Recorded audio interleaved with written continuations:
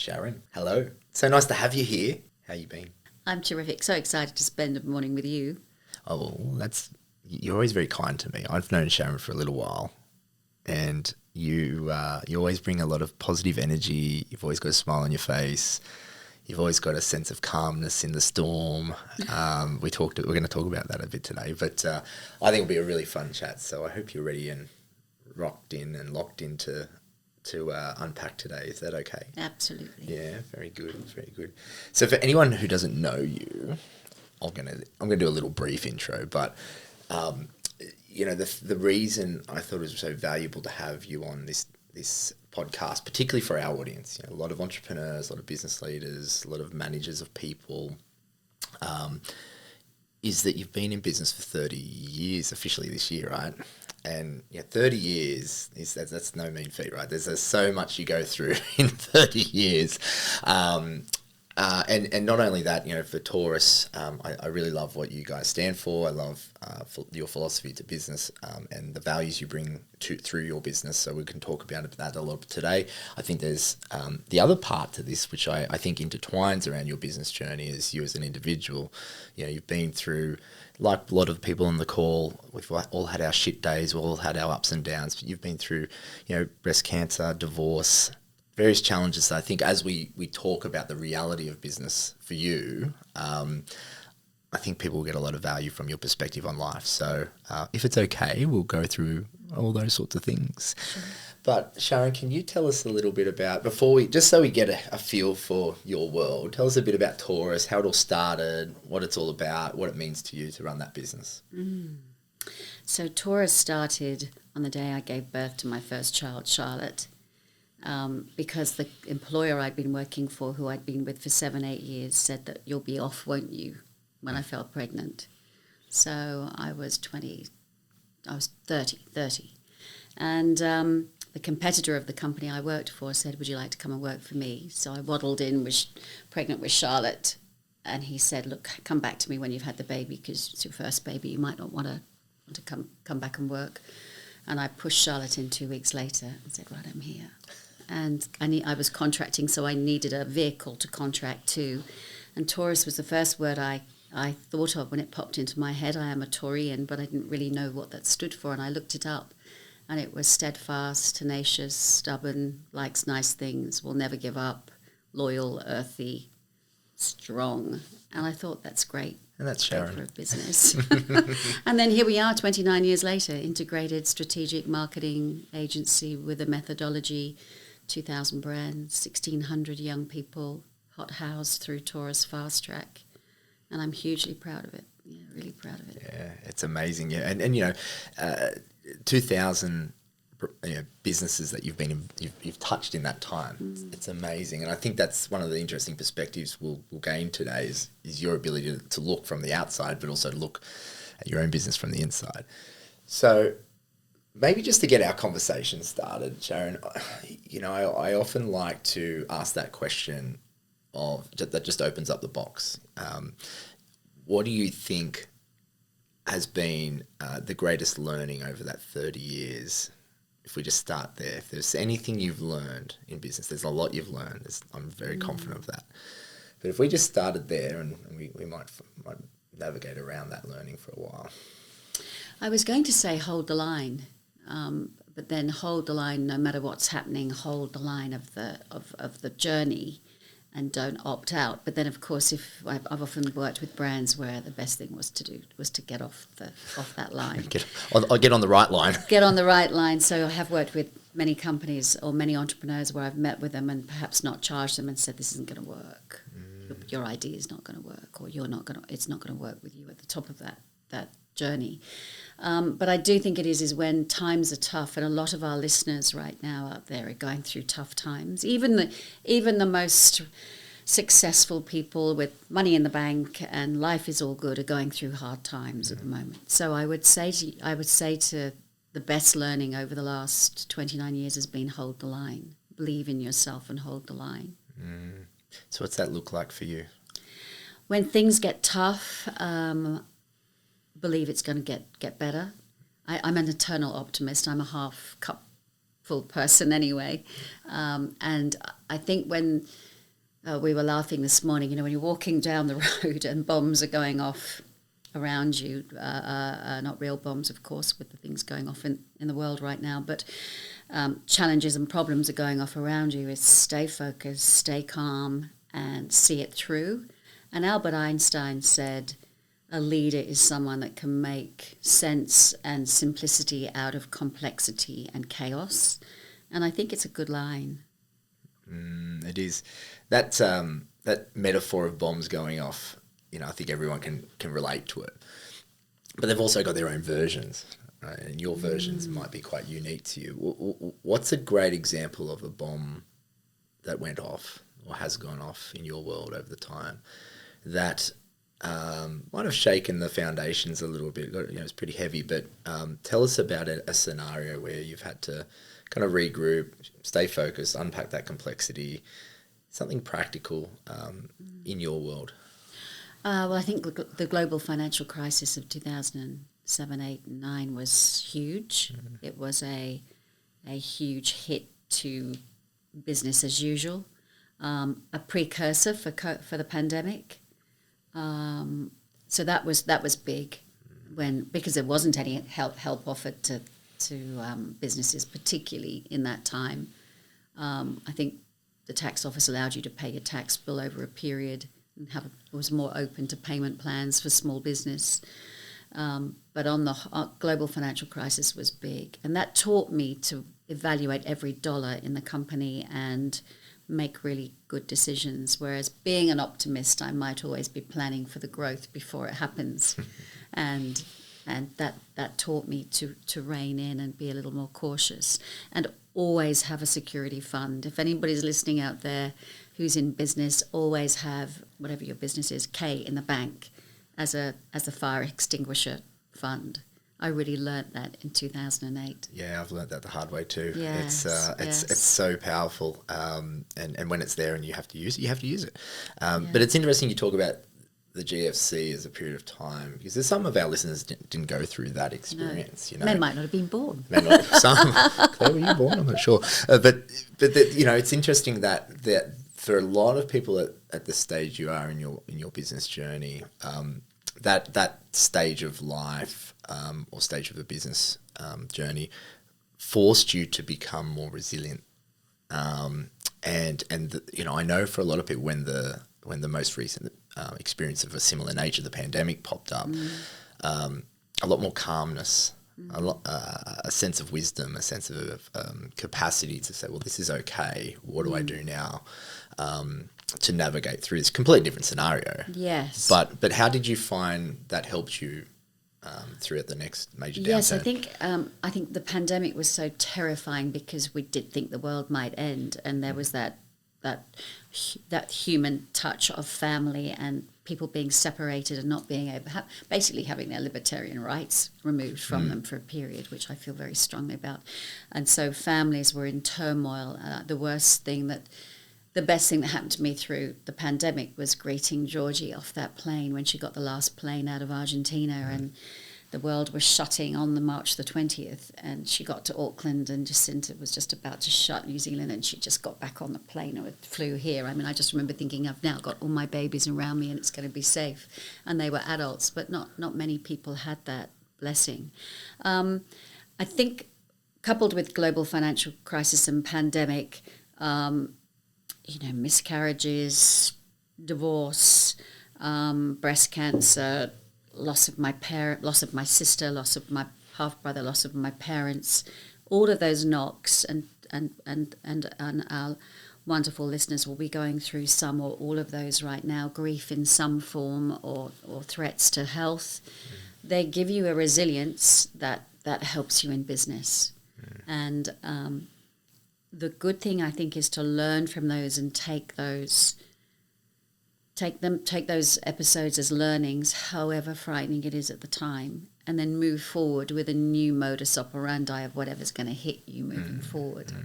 I do have a faith. I do have a strong faith. So I do believe that God and the universe and Mother Nature and all of the other gods out there are looking out for us. I do believe in energy and good things and putting out good things. I don't necessarily believe you put good things out and you get them back from the same source. But if you put good things out, the universe just works it all out. Yeah, it's not that transactional, is it? It's more of a kind of a holistic way energy, of thinking. the moon, the oceans. So I do believe that find whatever your piece is to get through things, and also create 3, 5, 7-point plans. On the whole, things are never as bad as they seem, and there is a journey through. There is a way through. Well, you just literally lit it off. About 7 or 8 very demanding, complex, emotional times of your life. And that's, we don't necessarily need to label that, but it's at the end of the day, that's part of what we all go through to some degree. And we've got our own version of it, as I said a few times. But I wonder, having been through those experiences, and this is something that you have a bit of a privilege on. You talked about 2,000 clients that you've had over the 30 years. You're sitting down running strategy sessions all of the time, or you're looking at a marketing strategy, or you're doing something with these owner-founders, traditionally owner-founders, but there's other types of clients. What do the conversations look like, in 2024? Where do you find people are getting most excited in business and doing really well, and where do you find they're getting caught out? I think at the moment, there's not a lot of excitement about business. I think people are in a fairly challenging, difficult way. Everybody I see, they're making decisions to get through. And one company I talked to the other day is hell bent on growth. And I challenged them to say, well, why do you want that growth? You're doing really beautifully at the moment. It's a perfect thing. Why do you want to change it and go for growth? What does growth look like, and why is it better? Because I know with Taurus, the years I've had my biggest revenue years, I may have not had my biggest profit years. Or sometimes the biggest revenue, so the growth has not given me my most rewarding years. And when you're talking to people who have power over that, over their own decision making, it's good to play devil's advocate and say, well, why? And if companies come to me and say they want to do something, then I always check in with the why, because often what they're thinking of doing isn't going to get them where they want to be. What's their ideal scene? Well, what you've just said you want to do with me isn't going to take you there. So interesting. There's a lot of that. I see that all the time as well. In the work we do, there's almost this... it's either that the why hasn't been challenged or discussed or thought through well enough, or some strategy has been developed on the basis that it sounds right, it feels right, but it doesn't really have any legs. Yes. And you talked about before, stages of growth and, some being rewarding or good years, bad years, etc. What have you learned about getting clear on what success means? There's financial. Oh, yes. And then you talked about the word rewarding. Yes. Yeah, so just tell me a bit about that.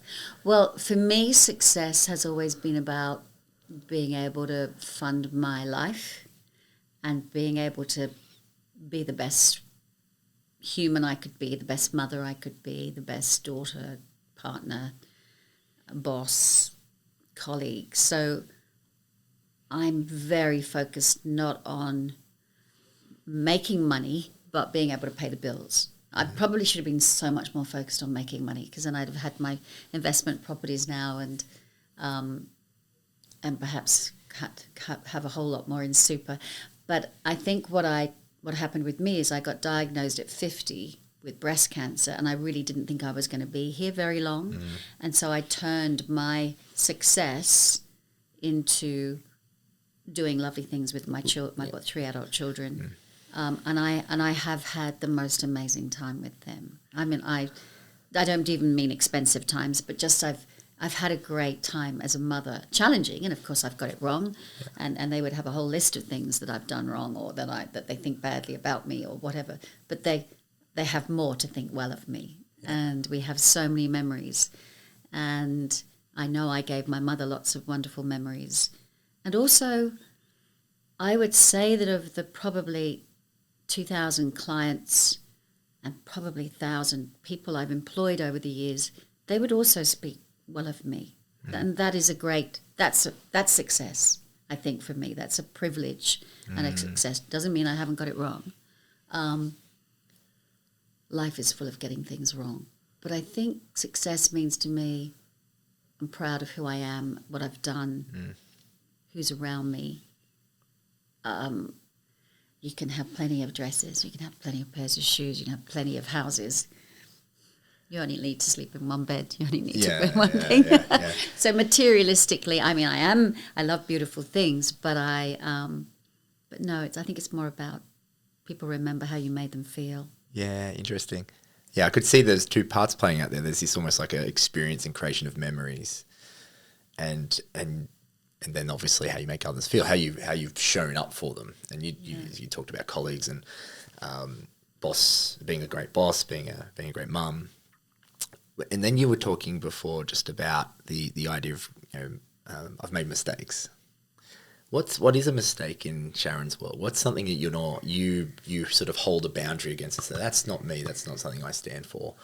And perhaps on the other side of that, what do you really value? What's something you really lean into that's kept you clear about what it means to be a good boss or a good person, or the person you want to show up as?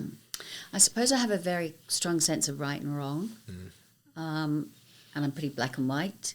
So if I've behaved in a way that didn't quite line up with my idea of that's code of behaviour, which is pretty high, but it's pretty close to perfection, angel halo, then I feel badly. If I've let somebody down or by even inadvertently or whatever, then I feel like I've failed. I mean, there's odd failures where I probably bought something that in retrospect, I didn't need to have done. And then you go, oh gosh, circular economy, the world. So no, I think mistakes, you can talk in business about perhaps not making a good hiring choice. That's probably the most obvious ones. I've never taken on a piece of business that we couldn't handle. So probably mistakes about codes of behaviour and expectations of myself. Yeah, okay. So I probably have quite a high bar. Yeah. And I find people like that, in my experience, who are lovely people and want to do the right thing by others, sometimes beat themselves up about things they don't really need to beat themselves up about. But I've been there before. But tell me about... You've had, and I've met some of your team over the years, they're lovely people, and they're always very energetic about the work they do and very passionate. What's a good example of a great hire? Someone that stands out over the years? It could be a few. And what do you look for when you think about the A player? Yes, wow, what a great question. Well, I'm so lucky that if I had to list all the good ones, I'd probably list all of them. There's very few occasions where I had incidences, and if I had disappointments, it was usually it's usually communication, wrong fit, wrong core values. So it's always got to be about core values. Always got to be about. You can find someone who doesn't have the skills you need, but if they've got the aligned core values, the mirror of what you stand for, then you can both make it happen.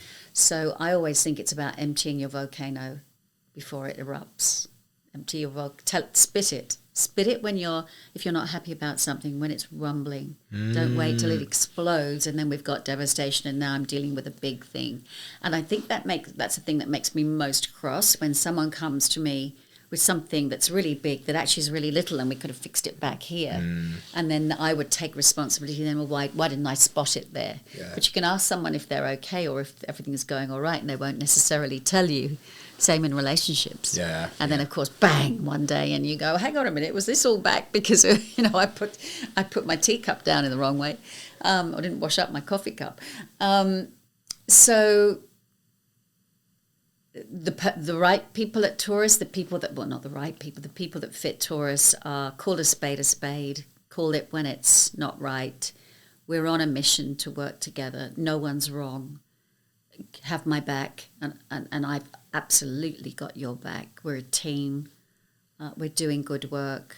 And also, we're not going to suffer any fools. We're not going to put up with anything. Yeah. Like, really, we're not. Taurus, no bull. Like, get out of my face. If you really aren't our people in terms of clients, and then, no, we're not going to work with you. And I have a very good smell. after 29 years in business, I can literally see someone walking into our office and I go, nah. And that's not necessarily based on what they look like at all. It's just an attitude. I just know. And of course, businesses fail, not because the business fails, but because people fail. So I have a very good instinct for who will work, who will be successful and who won't.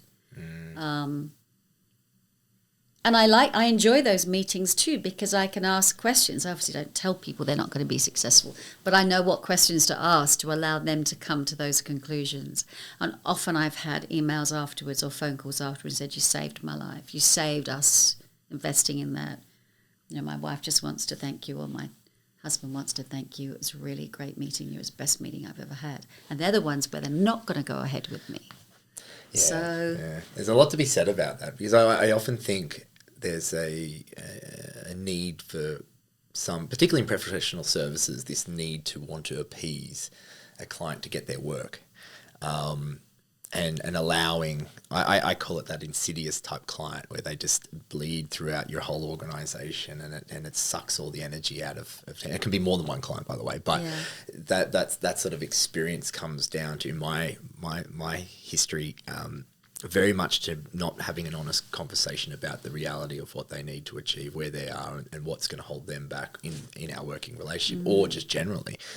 And I know for you that's no bull is legitimate, but that's an interesting one. And can you help maybe, because that's a really interesting segue to where I was starting to want to go. Is like, I know, okay, we look at A players. You've talked about what you look for there, but what is that A player client? Like, are there examples? Can you tell some stories about clients? Be like, lovely. My God, this has really moved the dial. Because there are people that listen to this podcast, and I might be speaking directly to you now, particularly in professional services, but in other industries as well, who seem to stagnate because of the lack of boundary around client management. And so, that efficiency, these scales, the support to the client, great. We will index towards making them happy and doing their best work. But there's almost a boundary that needs to be set around allowing the right clients in the first place. Yes, I do feel like I need to caveat that I run my own business and I can choose who I work with and who I don't. And I always say to people when I first meet them, so they get me, because they don't want to get down the track and find they don't want to work with me. We need to have the conversation right up front. It's that first meeting. I build people, brands and businesses. I work with people I like, people I believe in, and people who pay me on time. And if you can't work with any of that, step away. It's pretty simple too. And it's really simple. It's no bull. And also we've got to like each other. We've got to want to hang together, because it's going to be a journey. Building businesses together over 6, 10, 15 years. A lot of my clients have been with Taurus for many years, 25 years, 22 years, 18 years, through multiple companies. Then it's a bit like a marriage. So we've got to be really open with each other. So the A-type clients that I work with, there's so many. They're just so amazing. I'm so full of pride and kind of joy for the people that I've worked with, who become friends and very close. A-type clients they've got to focus, they listen, they listen, they know where they want to go, but they're prepared to listen and take advice. They trust us. We've got a methodology, so it's really, again, no bull. We put everyone through the same process. It's never failed. It always works. It's a Taurus bullseye. So right up front, we're on a journey together that has been mapped out. You can see the end goal, see the bullseye already. So we mapped that out right in the first month. So if you can see the end goal and trust us to get there, and stop pestering us all the way, but go with the flow and understand it, then we just get there. 90-day plans, weekly meetings, in contact every day, monthly meetings, quarterly reviews, 12-month plans. So it's totally no bull. It's visible. There's no secrets. It's written down in black and white. They sign it off.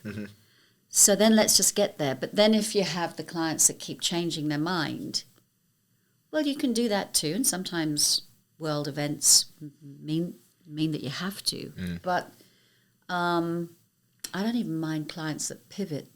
It's the ones that niggle that are difficult, and the A ones just know. You just can see it. You're going to get them there. We've got a proven 29 years, 2,000 brands, work with amazing people. So if those people trust us, then just relax. Trust us too. Yeah. Well, it's almost like they need to trust themselves in the first place. Yes. We had a call the other day, and I think we were on about the 5th new business call with this company. And the entrepreneur came on the call. And I just said, and we hadn't seen a lot of that person. We'd only seen the people reporting it. And I just said, look, we're not going to have any more calls. And we're not going to put anything more to you. You've either got to do this or not. And I'd rather you engage with us and wake up every morning feeling, I can't believe I'm working with these guys. It's going to be great. But if you need 5 meetings to come to, you're probably not ready yet. So why don't you just leave it and come back when you are? Yeah. So I think it's being brave enough to have those conversations, but a lot of our people may be working for firms where there's no choice in that. They have to work with the work that they get given. And that's very hard, working with people who are, that word. I don't have to do that. Yeah. Yeah, well, it's interesting. I'd say some business owners believe they have to do that. Yes, that's true. There's a desperation. There's whether it's cash flow, whether it's treating it almost like it's a job. Yes. To find money rather than finding the right business and designing the right business. And I've just told one of my just mentored one of my own team that not every prospect's a prospect, and not every prospect's going to be a sale. And in fact, you have to convince me why I even attend a call with these people. What is it about them that you think is going to be good? Because on the whole, I would say that 3 to 5 inquiries we get is 1 out of 3 to 5 that is perfect.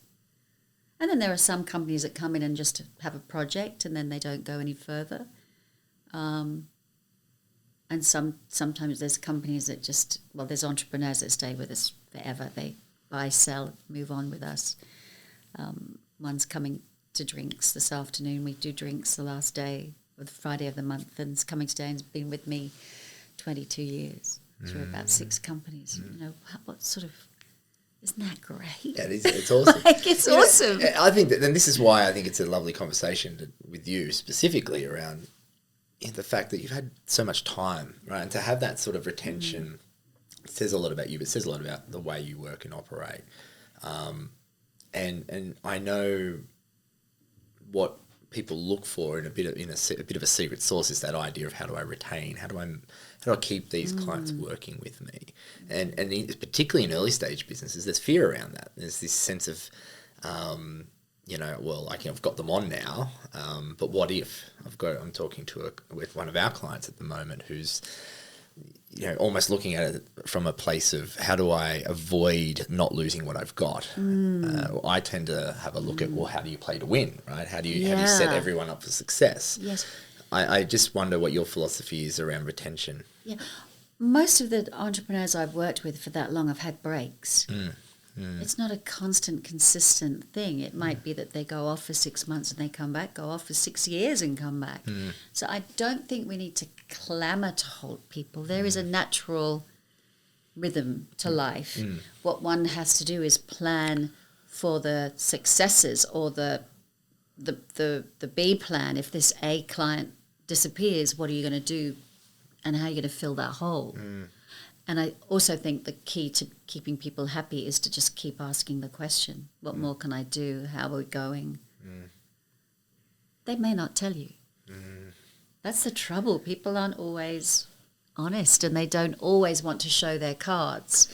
So you can't change what you can't change. And you can't always get perfection out of any relationship. So I think we have to let ourselves... have a bit of slack. Yeah. A bit of slack. Yeah. I often talk to business owners about the idea of having enough fat in your system. Yeah. Enough flex. If we're running on 100% all of the time, from a productivity point of view, from an emotional point of view, from a financial perspective, we fall over because that Absolutely. Lack of flexibility just hurts us too much when something goes wrong. Yeah. But I just want to pick up on that piece you talked there about honesty, because one of the comments that happens a lot with more mature business owners that I've worked with, and when I say that sort of 40 to 60 plus, who've been around for a while, and they're struggling with the new generation. They're struggling with their talent that don't communicate like them. Yeah. They just don't think the same. Now, I'm not suggesting that they tell lies, but there are communication gaps and challenges. Now, more mature people might hold back data in an effort to hold control in a relationship. Yeah. What's your view around cultivating honest relationships, regardless of the genre or the age of the person? I just wonder, how do you treat honesty? Because I sense that it's important to you. So when I look at my 20-year-olds in the business, and we'll have an intern program, so we often have 18, 19, 20-year-olds. Well, we have them around every day. It's asking questions, checking in on their body language, which of course is usually pained and embarrassed and nervous. Relaxing them, making them feel comfortable, asking them how they feel. Probably not asking them, how are you? Because they're all going to say yes, fine. Yeah, I'm good. Good. But asking them what's happening, what they're working on, how they're going, what was the biggest learning, what's happening at home. Young people are always super surprised if you say, what at home, and how brothers and sisters have you got, and how do you spend your weekend? And I think that breaks down the barrier between boss and we'll often hear back, oh wow, she's really friendly, isn't she? Wow, for the boss, she's really. And so that's good. I do think that our young people are so young and lacking in those social skills because we've had COVID, because we've mollycoddled them. My children are mollycoddled. Most of my peer group do, the Western world. And I've got to be careful what I say with so many terrible things happening in the world at the moment, so please don't think I'm generalising. But on the whole, Western children in the areas that we live in are very well looked after. I mean, even at the worst levels, people are fed and clothed, and we do have terrible things happening even in New South Wales. But on the whole, on the world's stage, we have those hierarchy of needs met. And I don't see a lot of university children coming through my business that have particularly done hardship.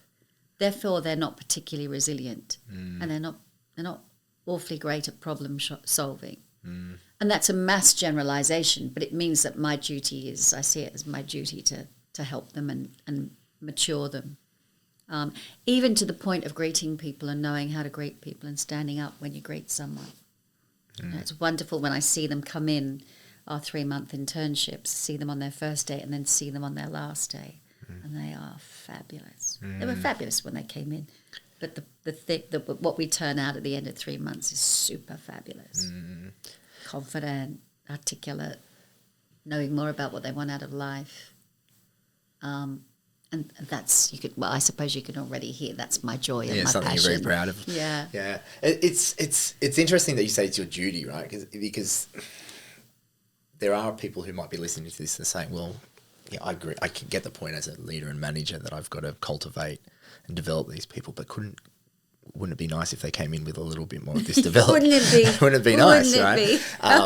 So, from the perspective of problem solving, right? Because your world is problem solving. Your business's world is problem solving.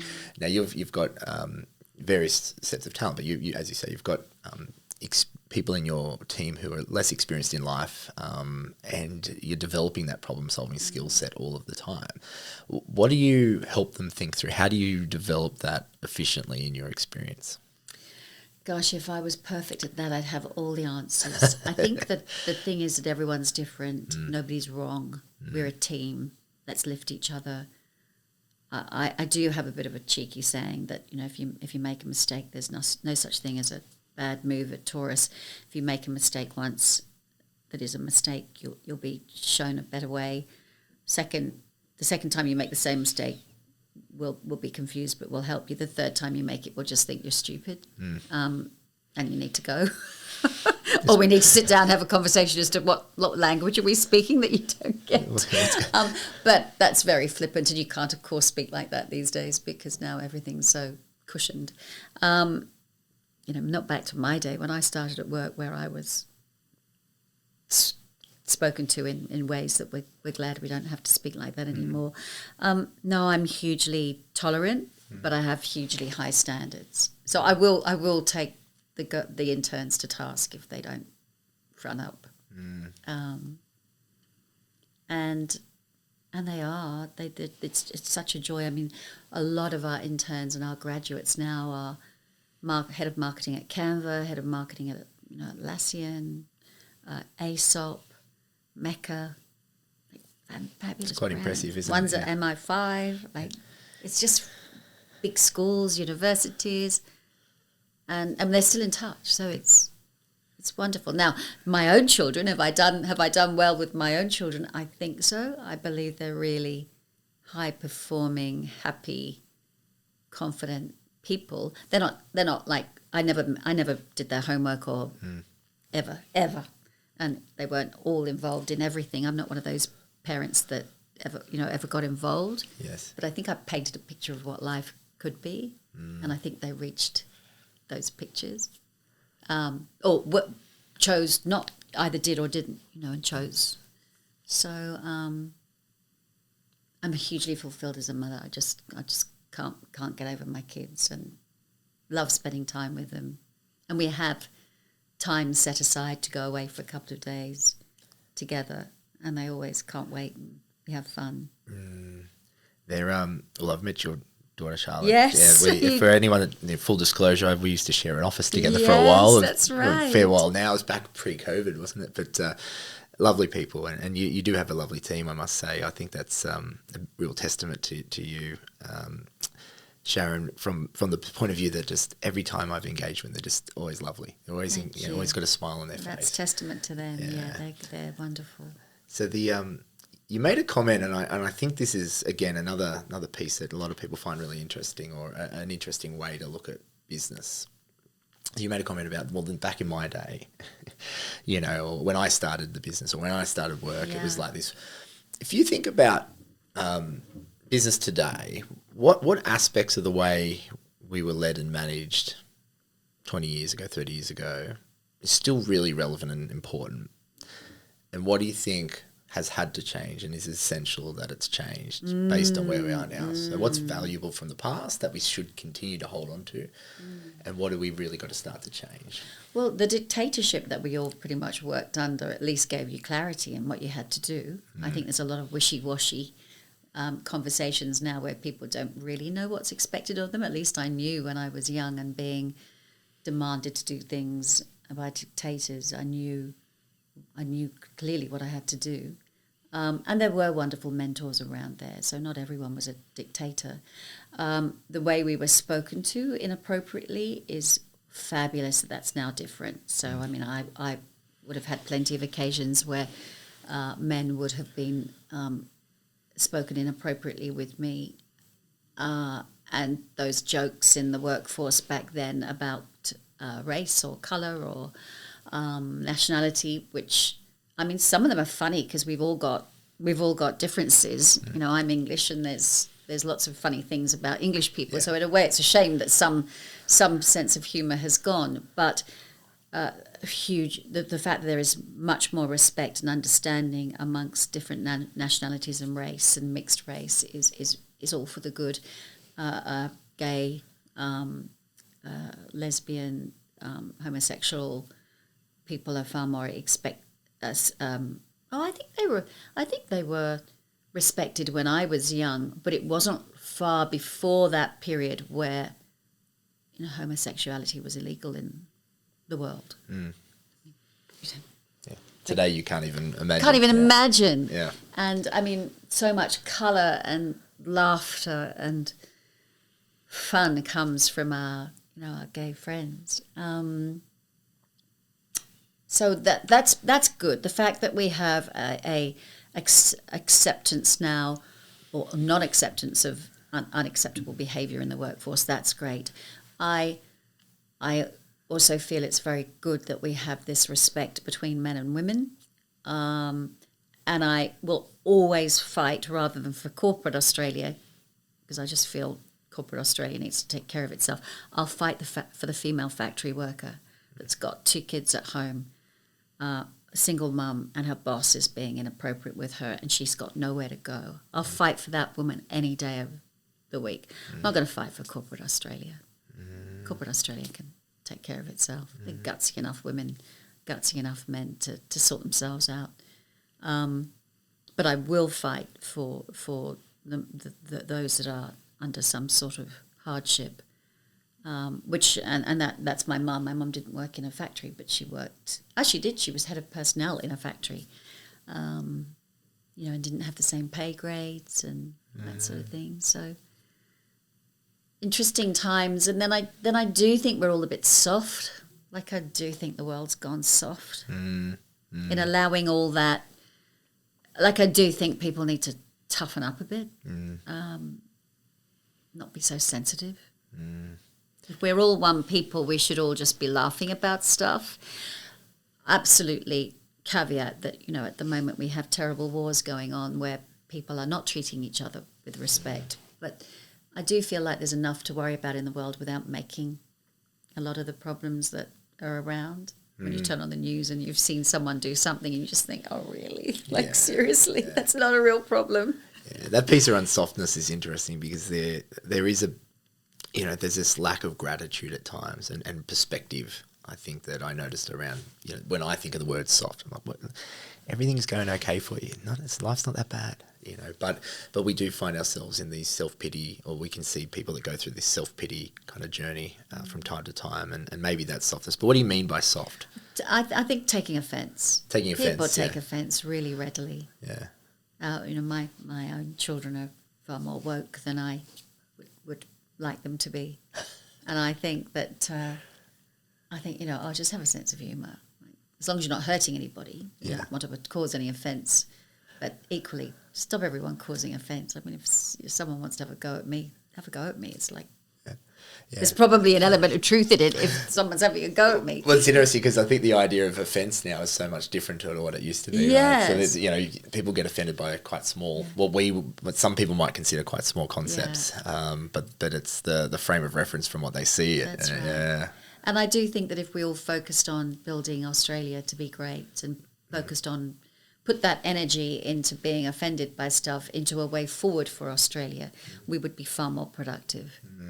And we've got a job to do. We are the lucky country. We are an extraordinary place. I still can't believe I live here. We are right at the end of the world, and we've got this little magical place that won't stay magical for much longer unless we all really work hard to keep it going. So we can't afford to be distracted. We've got to work to keep it great. And I strongly believe that we are great because we have English Westminster law. You can walk down the street here and be safe on the whole. The British Westminster system, 200 years ago, there were terrible things happening all over the world, not just here. That was the way it happened. People were being women were being burnt at the stake. Terrible things. Women and children were being locked up all over the world. Most countries that were conquered were slaughtered. Horrendous stuff was happening all over the world. But I do think that, thank goodness, this country was found and colonised by British Westminster law, because all of those people in this country now are living in a way that is enviable by the rest of the world. Absolutely enviable. Elderly people, women, children, and I know we're not perfect, but we are pretty much extraordinary. Over, I think, any other country in the world. Like, we are amazing. It's interesting you say that, because there would be a lot of people listening that would have a concern about something in Australia. Yeah. Whether it's our politics, whether it's, you talked before about, corporate Australia are big enough to sort their stuff out, right? But then there will be people here going, actually, I'm a part of corporate Australia, and that's terrible, and it's not where it needs to be. And in fairness, I think most things are not where they could be. But Yeah. that's part of the Australian, I guess, psychology, that I grew up with, is the idea of, perhaps it's competitive, or perhaps it's about being better, or doing your best. But that idea of looking at the future and saying, how do we become better? Come as one. There are lots of things wrong with Australia. There's lots of things that need fixing, and it's very easy at the moment to get very down about what isn't right. But if we can channel that into making it better, then I think we've got a better chance. I've lived all over the world. I've born in London, but brought up but lived a while in Hong Kong. I've lived in India, Greece, and I do see other nationalities. I do see their strengths. We're Australians together, and I think that our power comes as being one. Wonderful to have the Olympics coming up. That really unites people. But I do have a big sense of national pride.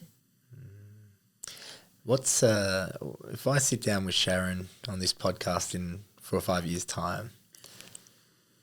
What will we be talking about? Do you think? Gosh, look, I don't think I'm ever going to give up work, but I just have had a big birthday, and I do think, looking at that big number, gosh, maybe I should be taking it a bit easy. 30, yeah. Yeah, right, double that one. Yeah. And I suppose I should be thinking about the last 2 decades of my life. I suppose I should be looking at what that looks like.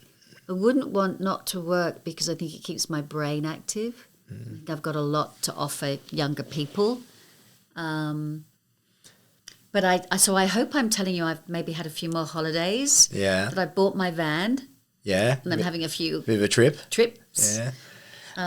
You did tell me the other day, because you are on some advisory boards as well. Is that part of the future Sharon way of working? If people are attracted to me and what I can offer, then yes, I'm available. But I'm not I'm not going out searching. I believe the universe will find me and match me. I've not had that corporate background. I've counselled and worked on strategy for big corporates, but I've never actually been in a big corporate. So there'll be a bit of I'm a bit of a, not black sheep, but I'm a certain type of individual. I mean, I love it when I talk to people who are in big corporates and they say, what's it like being like you? Like, I'm like me, and I wish I was like you, the freedom you've got. And I go, hell yes. Yeah. Like, I do know that I would rather have my life than their life. But there is also a little chip on my shoulder that goes, you've never actually been in that position. But my goodness, when I look in the mirror, it's all the things that happen in the day are my fault, or they're my gain. The buck only stops with me. I do have a managing director now who's absolutely, I adore. So now I can share some of that, which is just wonderful. But up until the last year, really, the buck stopped with me. And that's a lonely place and a very empowering place. It's an interesting how you juxtapose that, right? It's empowering, but it's lonely. What's your advice? If you left a couple of tips for others, particularly to the business owners out there, right, who do find, and this is my experience, they do find, and I've been there myself. You are lonely in your decision making from time to time, but that there is a sense of power or a sense of agency in the fact that you do get to reap the reward of all the decisions you make, and you do. Every time there's a challenge, you can learn from it and can grow if you just decide to embrace that. But I wonder, what are some of the tips you have for those business owners on the call? Well, everything that I've ever learned was from my own experience, or someone teaching me, or I've read a book, or I've listened to somebody speak, which is the same as someone teaching me. So I would say get out there and do those 3 things. When you've got an experience, template it and learn from it. Surround yourself with people better than yourself and more clever of yourself. You usually outgrow those in a year.